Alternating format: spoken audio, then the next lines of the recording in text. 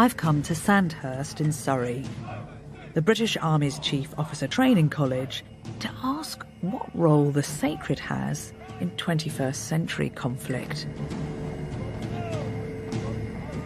Regimented training bears some of the hallmarks of ritual and spectacle that the ancients would have appreciated, and these young women and men still parade under the gaze of Mars.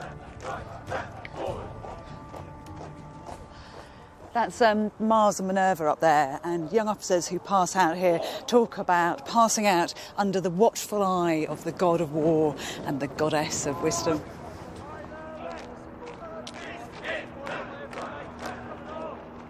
I'm meeting Army Chaplain Andrew Totten to ask him about his direct experience of war and religion in the British military.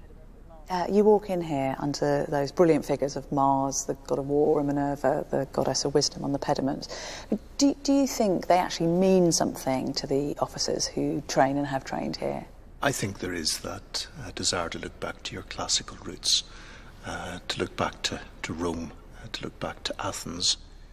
The really interesting thing is when you get Jerusalem coming into it as well. So those classical gods, what does it mean when you bring into the figure of Mars, for example, the figure of Christ? Not an avenging God, but a suffering God. There are classical references everywhere. I mean, there's a huge banner there, Dulce et decorum est pro patria mori, sweet and right it is to die for your fatherland. The men and then the women who've trained here, again, do you think that these references are something that they've carried with them, that they've taken with them onto the battlefield or into active service? I think probably modern officer cadets are probably more shocked to see that quotation from Horace via Wilfred Owen's interpretation, obviously, of the pity of war.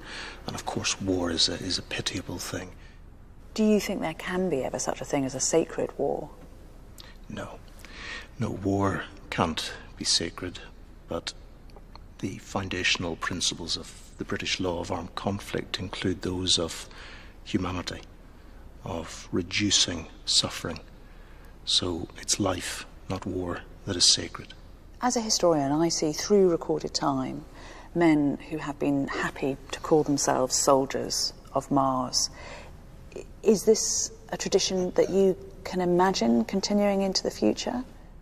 If you see that as the warrior tradition, yes, that is alive. You'll find warriors in every regiment, certainly every combat regiment of the British Army.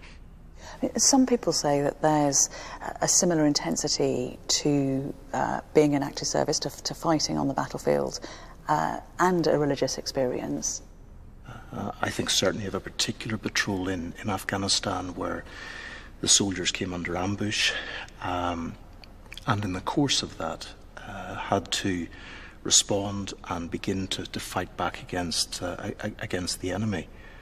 I have never seen soldiers happier, more professionally fulfilled, where there was the sense of their discipline, their training, their skills, all coming together at the same time as trying to protect any innocent people who may have been in that particular battle space. So there is almost that kind of rapture that can happen in combat. And what about you? Because you're obviously a man of faith, you're also a man of war. How do you reconcile those two impulses in your life? I don't think you ever completely emotionally reconcile them. I don't think you should. I think you need to keep the sensitivity to all those ambiguities within it. Horrible things happen in war. The most ghastly things happen in that respect. And that's where it leaves that sense of lasting ambiguity. You know that you're doing something that needs to be done, but it may still, in its own essence, be something that is evil. As I've been exploring the many incarnations of Mars throughout history, what's become clear is that the god of war isn't simply a one-dimensional harbinger of chaos and destruction. His raging spirit can bring rapture, and his military might deliver the benefits of peace, prosperity and order. Surely that is partly why we've sacralised war. Why, as the Greeks put it, men love the lamentable works of Ares. because the uncomfortable truth is that battle can benefit societies. But today, with annihilation possible at the push of a button, and with the passions of holy wars still running high, we have to embrace the idea that immortal Mars will have no domain to rule over unless we accept that it is not war that is sacred, but life.